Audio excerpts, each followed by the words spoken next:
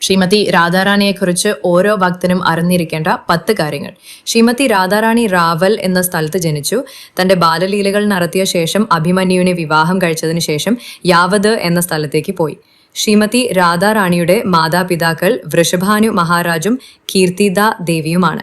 ശ്രീമതി രാധാറാണിയുടെ മൂത്ത സഹോദരൻ ശ്രീദാം സഖയും ഇളയ സഹോദരി അനങ്ക മഞ്ജരിയുമാണ്. ശ്രീമതി രാധാറാണിയുടെ ഭർത്തൃ മാതാപിതാക്കന്മാരുടെ പേരുകൾ ജഡിലയും കുടിലയുമാണ്. ശ്രീമതി രാധാറാണിയുടെ നിറം ഉരുകിയ സ്വർണം പോലെയാണ്. ജീവ ഗോസ്വാമി വിശദീകരിക്കുന്നത് പോലെ ശ്രീമതി രാധാറാണി നീല വസ്ത്രങ്ങൾ ധരിക്കുന്നു. നീലാംബര രാധ പീതാംബരോ ഹരി. ശ്രീമതി രാധാറാണി കൃഷ്ണന്റെ ആഹ്ലാദപ്രദായിനി ശക്തിയാണ്. ഇത് ഹ്ലാദിനി ശക്തി എന്നും അറിയപ്പെടുന്നു. ശ്രീമതി രാധാറാണിയുടെ ഉത്തമ തോഴിമാർ ലളിത സഖിയും വിശാഖ സഖിയുമാണ്. ശ്രീമതി രാധാറാണിയുടെ അടുത്ത തോഴിമാർ മഞ്ജരികൾ എന്നറിയപ്പെടുന്നു.